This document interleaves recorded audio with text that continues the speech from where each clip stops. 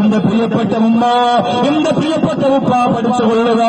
അയൽവാസികളോട് വെറുപ്പ് കാണിക്കുന്നത് കൊണ്ട് ഈ ഭൗതിക ലോകത്തിൽ എന്തൊക്കെ നഷ്ടമാ സംഭവിച്ചുകൊണ്ടിരിക്കുന്നത്, എന്തൊക്കെ നാശമാ സംഭവിച്ചുകൊണ്ടിരിക്കുന്നത്.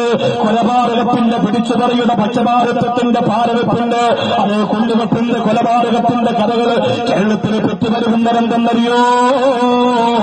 സ്നേഹത്തിന്റെ പാഠം മറന്നുപോയതുകൊണ്ടാ, സ്നേഹത്തിന്റെ ബന്ധത്തിന്റെ വില മറന്നുപോയതുകൊണ്ടാ.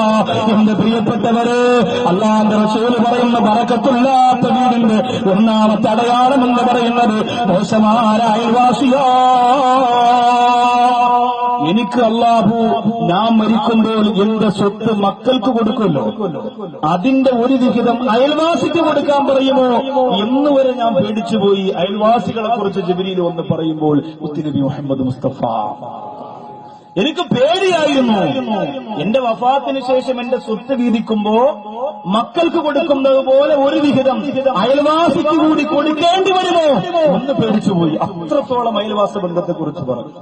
നമ്മൾ ആ മതത്തിന്റെ അനുചരന്മാരാ, പക്ഷെ നമ്മൾ അയൽവാസികളോട് വെറുപ്പല്ലേ? നമ്മൾ തീർത്തും അയൽവാസികളോട് വെറുപ്പല്ലേ കാണിക്കുക? തീർത്തും അവരോട് അടുക്കാത്ത ഒരു സ്വഭാവമല്ലേ നമ്മൾ കാണിക്കുക? തീർത്തും ആലോചിച്ചോക്കെ, അങ്ങനെ ചെയ്യാൻ പാടില്ല. ആരും നമ്മൾ അങ്ങനെ ചെയ്യാൻ പാടില്ല. സ്നേഹത്തിന്റെ ഒരു വാക്ക് നമ്മൾ അവർക്ക് പറഞ്ഞു കൊടുക്കാൻ സാധിക്കണം. അവരോട് എന്താവശ്യം വന്നാലും നമ്മളുണ്ട് എന്ന് തോന്നിപ്പിക്കാൻ പറ്റണം. നബി സല്ലല്ലാഹു അലൈഹി വസല്ലമ തങ്ങളുടെ മുമ്പിലേക്ക് ഒരു സഹാബി വന്നിട്ട് ഒരു പെണ്ണിനെ കുറിച്ച് പരിചയപ്പെടുത്തിയതാ. നബിയെ, ഞങ്ങൾക്ക് ആ സ്ത്രീകളെ കുറിച്ച് അത്ഭുതമാ, ആ സ്ത്രീയെ കുറിച്ച് ഞങ്ങൾക്ക് അത്ഭുതമാ. അല്ലാഹുവിന്റെ റസൂലെ, രാത്രിയായാലും നിന്ന് നമസ്കരിക്കുന്ന പെണ്ണാ. എല്ലാവരും പറയുന്ന നിസ്കാരത്തോട് നിസ്കാരമാ, എന്തൊരു നിസ്കാരമാ പടച്ചവന്റെ റസൂലേ.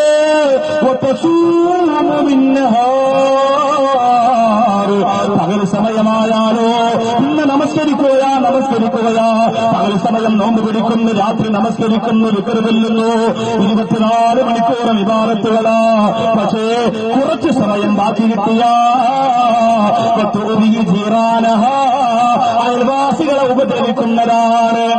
കുറച്ച് സമയം ഒഴിഞ്ഞു കിട്ടിയാൽ അയൽവാസികളെ ഉപദ്രവിക്കുന്നതാണെന്ന് അല്ലാഹുവിന്റെ റസൂലിനോട് പറയുമ്പോ ആ പെണ്ണിന്റെ അവസ്ഥ എന്തെന്ന് പറയുമോ നബിയേ?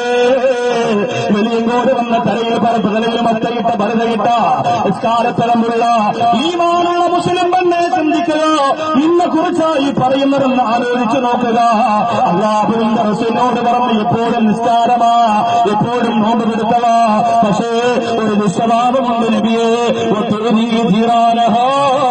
അയൽവാസിയെ ബുദ്ധിമുട്ടിക്കുന്ന പെണ്ണാണ്, അയൽവാസിക്ക് പാരവെക്കുന്ന പെണ്ണാണ്, അയൽവാസിക്ക് സന്തോഷം കിട്ടുന്നത് ഇഷ്ടമല്ലാത്ത പെണ്ണാണ്, അയൽവാസിയുടെ സന്തോഷത്തിൽ പങ്കുചേരാൻ ആഗ്രഹിക്കാത്ത പെണ്ണാണ്, അയൽവാസി നശിക്കാൻ കൊതിക്കുന്ന പെണ്ണാണ്. അങ്ങനെ ഒരു പെണ്ണുണ്ടോ? അല്ലാഹുവിന്റെ റസൂലെ, അവളുടെ അവസ്ഥ എന്താണ്? ആരംഭ റസൂൽ അവളെ കുറിച്ച് പറഞ്ഞു കൊടുത്തത് എന്റെ വെളിയങ്കോട് വന്ന ഉമ്മമാര് ഒരു ഇടിമുഴക്കം പോലെ കേട്ടുകൊള്ളുക.